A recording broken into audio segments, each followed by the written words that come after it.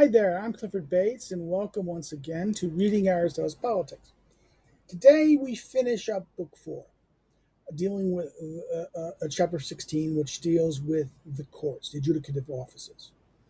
Adjudicative means to settle disputes.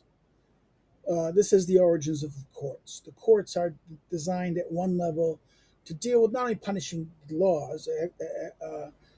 In many ways, the offices do this. The other offices could do this, but also to act as kind of the purpose of adjudication is this to settle disputes. People are going to argue about who's and trying to resolve the dispute, trying to say who's right, who's not right. It is concerned with justice because the question of who has right and who's not, who is in the wrong. It deals with settling these debates in that sense. So therefore, the lawsuits and suits that emerge in the cities, disputes about you've harmed me, your cow and your animals destroyed my crops, and the common disputes that happen in day-to-day life.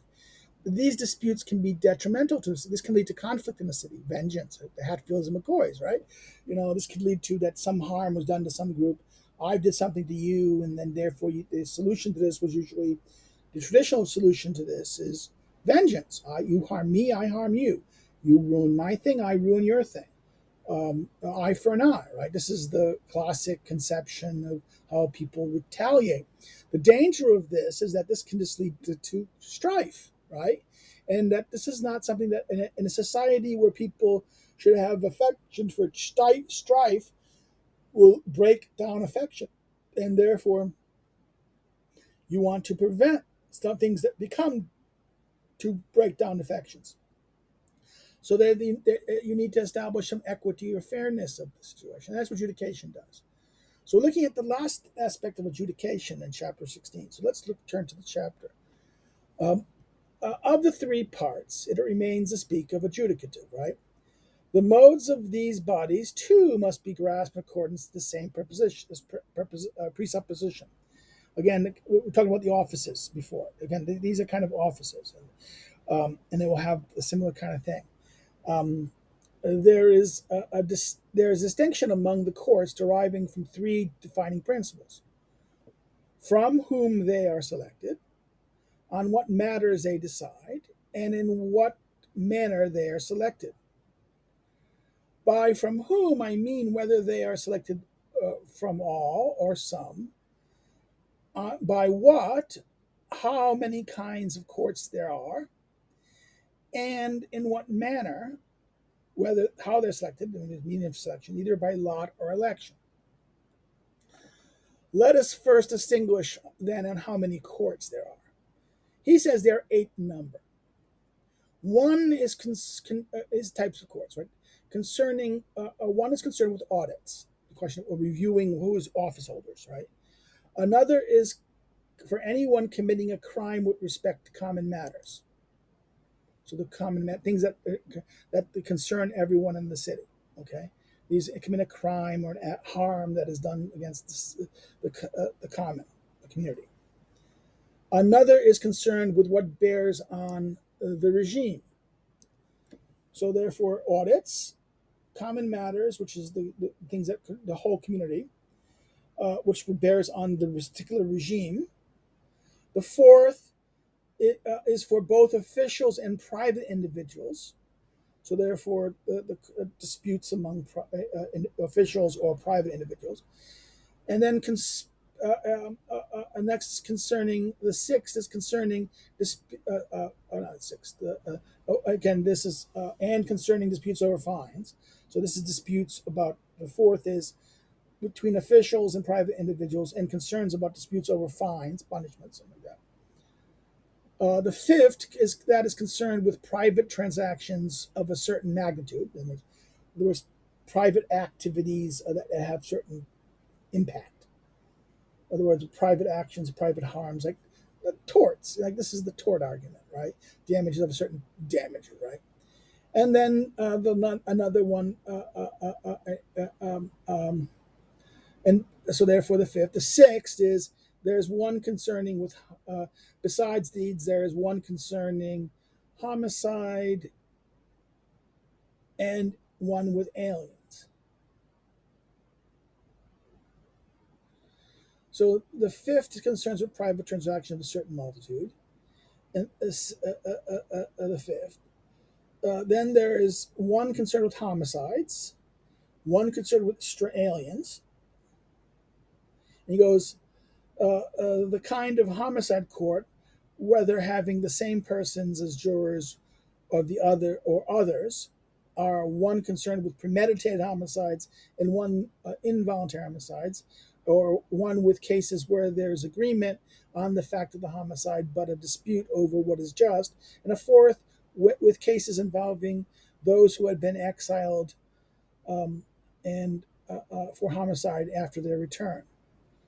Have been exiled from us and after they return, dealing with them, as is uh, as is said to be the case, for example, with the court of Prato in Athens.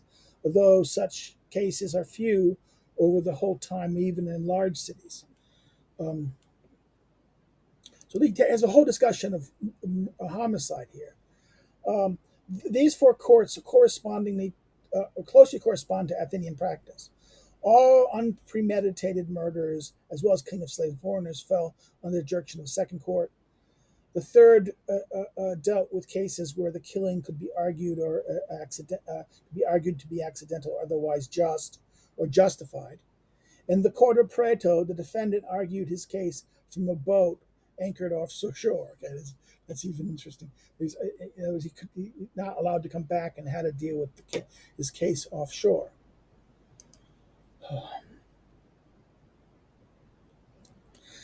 Of the court of the court for aliens, one kind is for aliens disputing against aliens.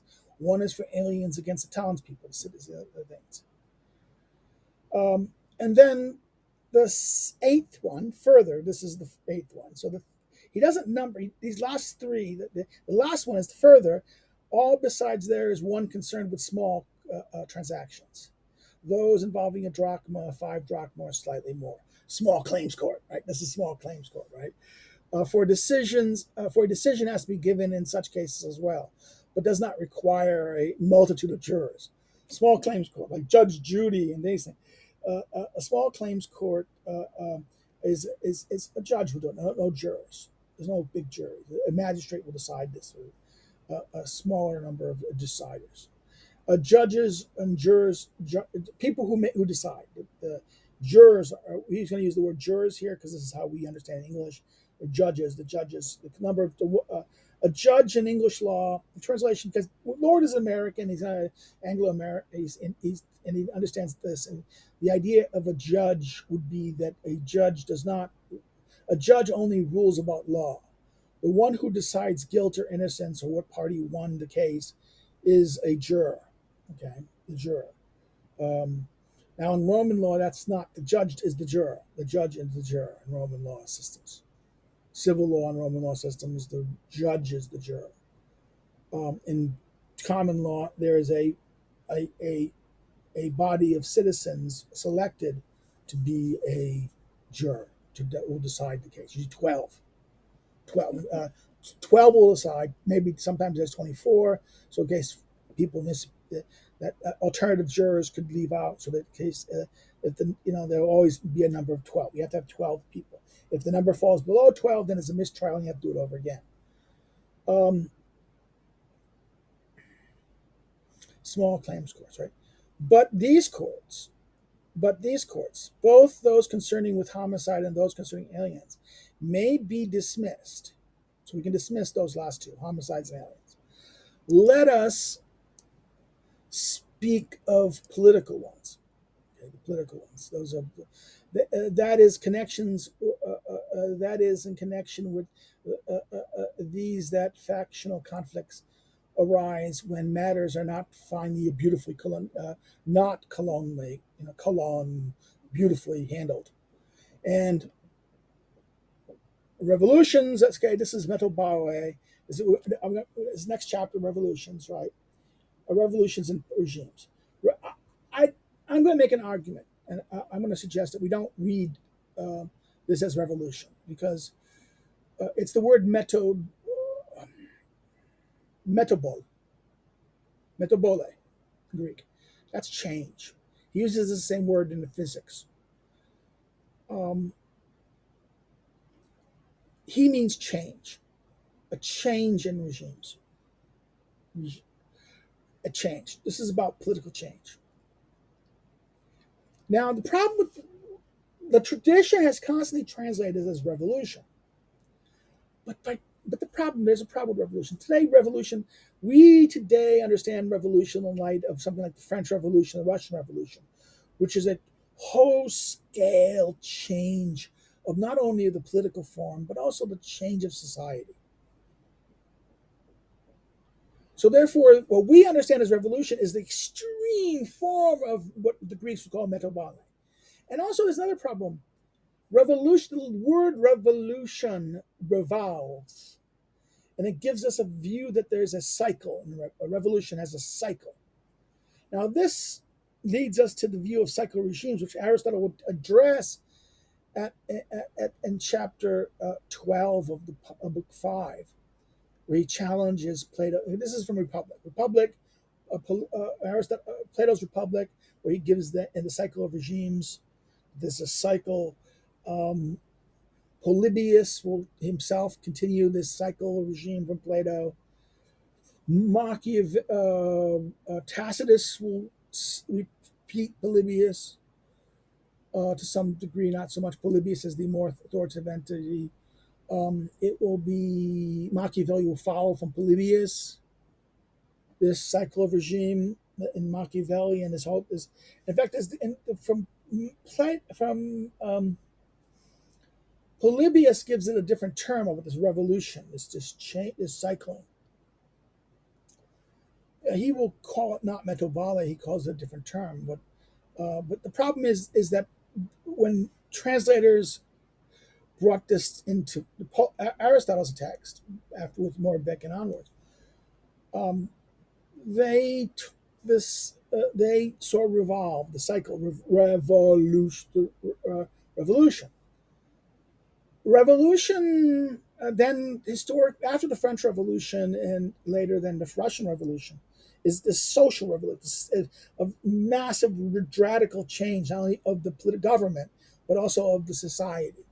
So therefore, our contemporary understanding of revolution is far more radical than what Aristotle is talking about here. He is talking about change of regime, change, political change, small changes and big changes. Now, while therefore metabole change, all change is change is change, small, big. Now, revolution is so therefore all revolutions are change, a form of change, metabole, but not all metabole or change are revolutions in this radical sense. So therefore, I'm going to, instead of reading revolution, I'm going to have to repeat this next time too. But I'm going to read this as change. Okay, this is what change is. So therefore, he says, what happens if not finally handled? These factional conflicts will lead to not finally handled, and it causes change in regimes. Now, necessarily, either all decide on matters which have been distinguished between has been distinguished, having been elected. Sorry, let me repeat this. Now, necessarily, either all decide on all matters which has been distinguished, having been selected either by election or lot, or all decide on all decide on all.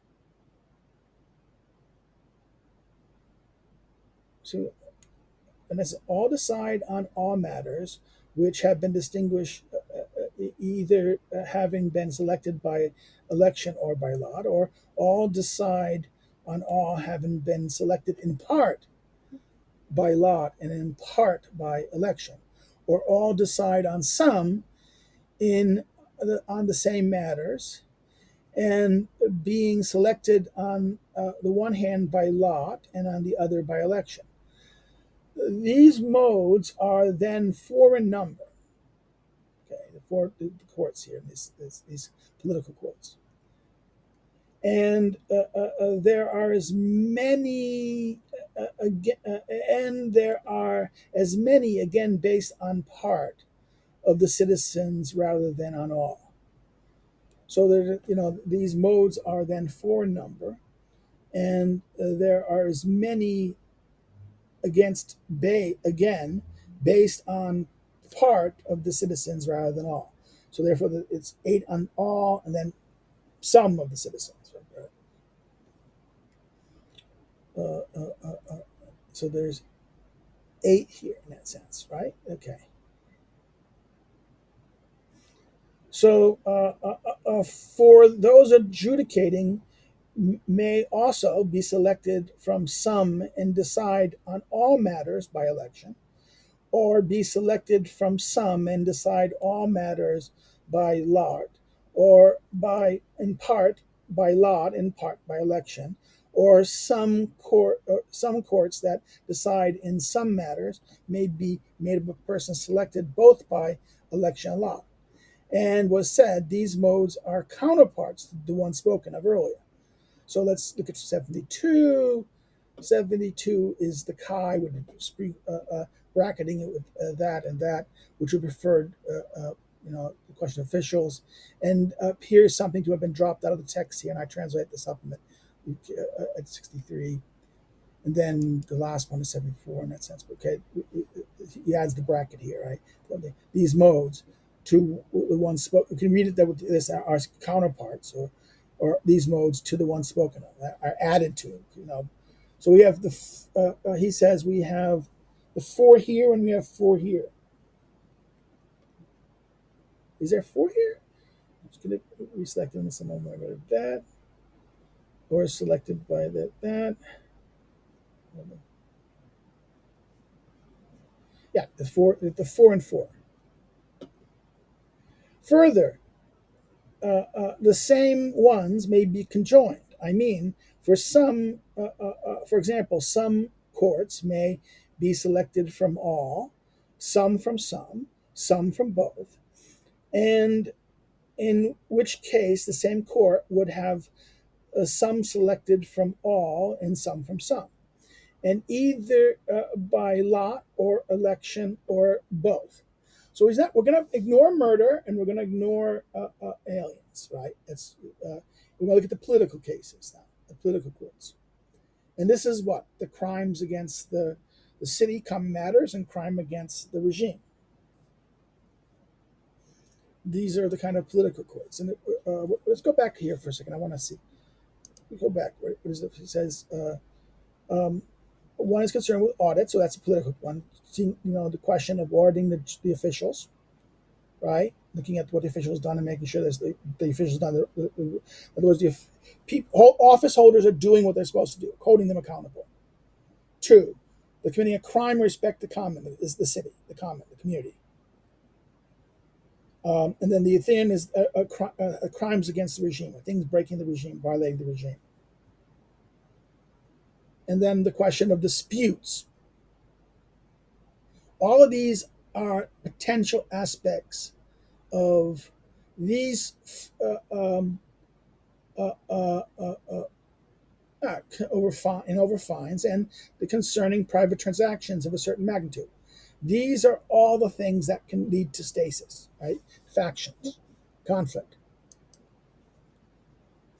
And therefore, this is why we have to deal with these four. And then there's the first modes, which he deals with there, right? All, then of some. Further, these ones may be to conjoin, ones or two conjoins. So, how many modes there are of courts has been spoken of. Of these, the first, those selected from all, that decide on all matters are popular. So therefore, the first types of those who select from all that are decide this is popular. Second, those selected from some to decide on all matters is oligarchy. The third, the characteristic in other words, the third type, the words is characteristic of aristocracy and regime. Those selected in part from all and in part from some. So this third type of regime of aristocracy regime. So those selected from all is democratic, popular. Those selected from, I didn't say democratic, he says popular. So it's interesting. The second selected from a sum to decide on all matters is oligarchic. And then the other one is that's from part in all, and part from all, and in part from some. Um, this is aristocratic and regime, the regime, so-called regime, characteristic of it. And this ends the discussion of courts. So we get a list of the four varieties of selection and the ways of this. What he says, the four types of the 4 and 4, which 8 varieties, with then what with the 2 conjoinings. And the conjoining tends to be the more aristocratic or the all from all popular, um, uh, uh, uh, some to decide on all that's oligarchic, and the other one, those selected in part from all and in part from some. This is, I would say, this is the oligarchic slash the aristocratic, so-called aristocracy and so-called regime. Well, that ends it. This way we end our chapter here. This was a short, a little run through. And with this, we end book 4. Uh, our next thing we'll be doing tomorrow will be book 5, chapter 1, and we'll look at change, as I said. Okay. So, if you have any comments or questions, please put it below, and when I see them, I'll answer them. If you have any other questions, again, please put comments and questions or issues you want to raise. If you liked it, like it, share it with a friend, share it on social media. If you didn't like it, you can thumb down it and say why. Please say why. It would help. I can learn something maybe.